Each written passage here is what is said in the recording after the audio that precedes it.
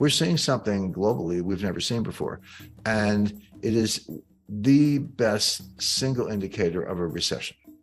The last time we saw anything like this was in 2007, just ahead of the 2008 financial catastrophe. So the stock market's saying it's all good, Goldilocks, soft landing, Fed's going to get the memo, they're going to cut rates, the pivot, and buy stocks. The bond market is saying, no, this is bad and it's going to get worse, and it's actually too late for the Fed to do anything about it. But what happens is, as you get closer to the actual thing you're worried about, the inversion gets nearer and nearer. Now it is literally a month away or less. So that's like a a big red siren, a flashing light, whatever you want to call it. Interest rates are a lagging indicator. Everyone's like, well, how could interest rates going up if we're in a recession? The answer is, as you get closer to recession, who figures it out first? Well, the Fed figures it out last. They're usually the last to know. Wall Street is second last to know. The people who figure it out first are actual business people, entrepreneurs, restaurant owners, dry cleaners, taxi drivers, or even medium-sized businesses. They see it. If you're in the trucking business, it's real time. Inventories are sky high and new orders are being slashed. You're not moving anything by truck.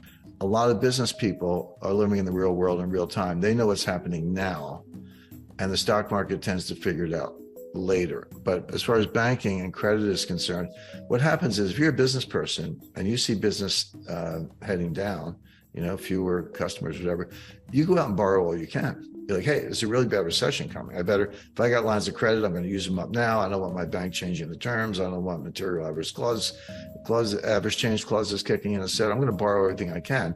And that creates a demand for funds, and interest rates go up. And then the recession hits and the bankers go, what's going on? Credit losses start going up. And then they just turn off the spigots and they raise standards. They stop doing loans. And then interest rates will start to come down. But interest rates peak after the recession has already begun. So stock market's telling us Goldilocks, bond market's telling us, here comes, Hurricane Mitch or whatever. And then there's what I call the reality. What I see is a kind of a hybrid.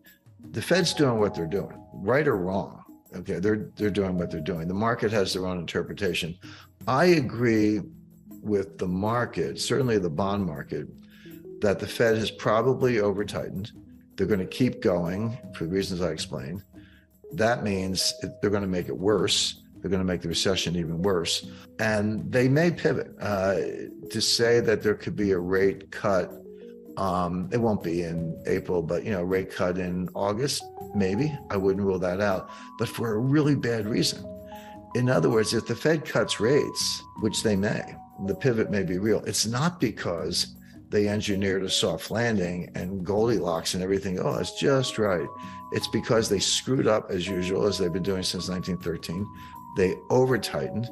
They didn't look at the forward indicators I described, and they found out too late. Then they have to slam on the brakes, or take the foot off the brake, if you will, in terms of rate hikes, and then pivot. And we've seen this movie before. This is exactly what happened in 2018. I mean, I don't know.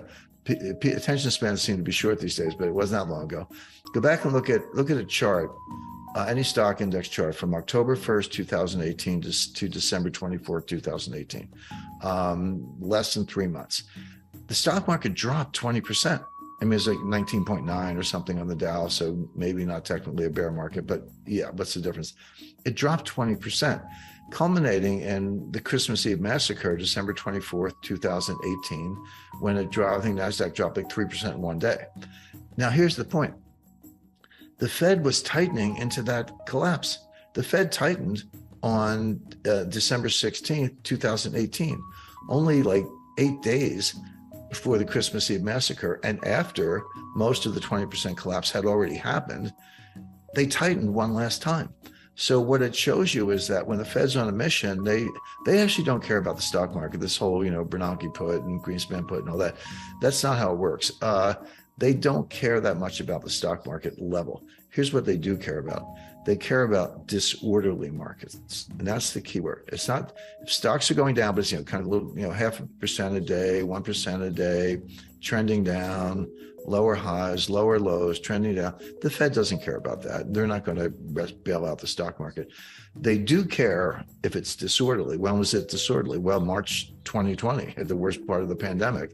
It dropped like 30% in like 2 or 3 weeks. The fall of 2008, I mean, it was like somebody opened a trap door. The Fed does care about that because that kind of disorderly behavior can feed on itself and end up in a 1929 type scenario. So the Fed will get the memo, as I put it, stop raising rates and begin cuts when the markets are disorderly, but not just because they're going down. So there may be a pivot, in late August, or July thereabouts, but not because of Goldilocks, but because it's not a soft landing, it's a crash landing. But real quick, I guess, let's stick on the recession just for 1 second, because there's the, bad recessions generally come along with a lot of job losses. Do you see, given that this recession could be worse than most are expecting right now, there being, wide-scale layoffs of the sort we've seen in some of the bad previous recessions, like '08, like '01? The answer is yes. First of all, we're seeing it already. I don't match the company to the exact number, but layoffs on order of magnitude 10,000 to 20,000 terminated employees at Google, Amazon, Facebook, and other tech names. It affects other sectors as well, but tech in particular has engaged in a massive series of layoffs. And so people go, well, wait a second, how come it hasn't shown up in the unemployment numbers? Because the unemployment rate is it's around 3.5, 3.6 on an exact number. It's right in that neighborhood, 3.5, 3.6. We haven't seen that level of unemployment, that low, that is, since the 1960s. This isn't like, a good year or a good day. This is the lowest since the 1960s. And the Fed is absolutely looking at that. You're right about that, Adam. And they're saying, and of course, they believe in the Phillips curve, which is junk science. But the Phillips curve, for those who are not familiar, says there's an inverse relationship between unemployment and inflation. So if unemployment is high, inflation is low. And if unemployment comes down, inflation goes up. And so if you want to get inflation down, you should expect to bring unemployment up. That's what the Fed believes. What I just said is nonsense. It's not true. It's junk. But the Fed believes it. Again, it doesn't matter what I think. It matters what the Fed thinks. They say you got to put yourself in their minds to figure it out. So as far as they're concerned, those kind of unemployment numbers, lowest since the 1960s, that's inflationary. They got to get those numbers up.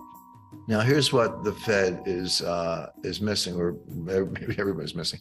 When you hear these layoff announcements, people are like, well, if they're laying off, why isn't the unemployment rate going up? Unemployment lags the business cycle. Unemployment is a lagging indicator. When you're an employer, entrepreneur, and you're in any kind of distress, not as many customers walking in the door, you'll do everything you can to avoid laying people off. You'll, be late on the rent. You'll turn down the lights. Find a cheaper laundry, whatever it takes. And then by the time you get around to firing people, you run out of options. Like, I've done everything I can. Now my business is in jeopardy. I have to fire some people. So that, and then combine that with what I just said about severance and, rolling terminations, et cetera. It's a lagging indicator. We know enough right now to know that number's going up this spring. But that's not inconsistent with the fact that we're already in a recession. It's exactly what you would expect, that unemployment's a lagging indicator. Now, having said that, what else is the Fed missing? Well, wages are up 5% on an annualized basis, 5.2% on an annualized basis. I'm like, yeah, and inflation's 7% or 6%. So your real wage just went down 1 or 2 points. Because when the Bureau of Labor Statistics reports those wage numbers, those are nominal numbers. I'm not saying they're fake, but you have to know that they're nominal, and you have to subtract inflation to find out what's happening to real wages. And the answer is real wages have been going down for a couple of years because it runs around 5% annualized, give or take. Sounds like, hey, 5% raise, what do you want? Well, yeah, but with 8-9% inflation, or even 6% inflation, your real wage is going down. So that's not a robust number at all. The Fed, by the way, the Fed wants to make it worse. The Fed agrees that those wage gains are too high. But my point is, in real terms, they're actually going down, but the Fed wants them to go down more. That would be one way to put it. If you get inflation down and wages are constant, then the real wage goes up relative to where it was before. But if you're unemployed, you have no wage. So that's another issue. Now, what the Fed is missing, and it's a long list, but there's something called the labor force participation rate. Now, the labor force participation rate, you just take the number of people working divided by the total working age population. It's all you do. It's not sophisticated. And that number today is around 61%, 61.2, give or take, percent. But as recently as 2000, that number was over 70%. And has come down ever since, and it dropped like a stone during 2020, during the pandemic lockdown. Came back a little bit, but not much. The reason it got, first of all, it's never 100%. It shouldn't be. There are legitimate reasons to be working age population not working. You're a homemaker. You're a student. You're an early retiree. Right. You're in the military. Yeah. You're in the there's a bunch of perfectly good reasons. So it's never 100%, not even close. But 70 is pretty high and 60 is pretty low. And the trend has been down. So that leaves, relative to kind of a normalized number, that leaves about 8 to 10 million people between the ages of 25 and 54 who are not in the workforce. There's a big untapped labor pool. But if you took that group and threw it into the unemployment numbers, the way the Bureau of Labor Statistics calculates it, unemployment would be about 9%. And that's a depression level of unemployment.